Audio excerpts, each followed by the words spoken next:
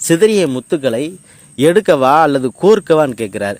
ஏன் அப்படி சொல்கிறாருன்னா, அதை எடுத்து கோர்க்கிற அளவுக்கு இருக்கக்கூடிய ஒரு நிதானத்தில் இருக்கார். அவர் வந்து பதட்டப்படலை.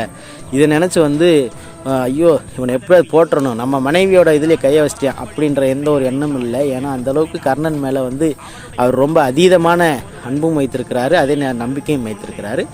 அதையுமே சொல்லிட்டுனா 2 பேருமே வந்து கட்டி பிடிச்சிக்கிடுவாங்க. இங்கேயுமே சரி வந்து என் மனைவி இப்படி செஞ்சுட்டா, அதனால் வந்து நீ எதுவும் பெருசாக எடுத்துக்கிறாத யூசுப் அப்படின்னு சொல்லி அந்த போத்திபார் வந்து யூசுப் நபிகிட்ட வந்து சொல்கிறார்.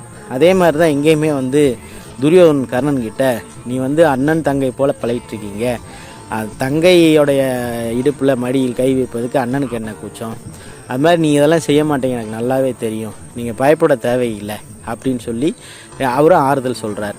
இதில் என்ன ஒரு சின்ன மாறுதல் இருக்குது அப்படின்னு சொன்னால், இங்கே வந்து அவங்க ஆசைப்படுறது மாதிரி காமிக்கிறாங்க. இங்கே வந்து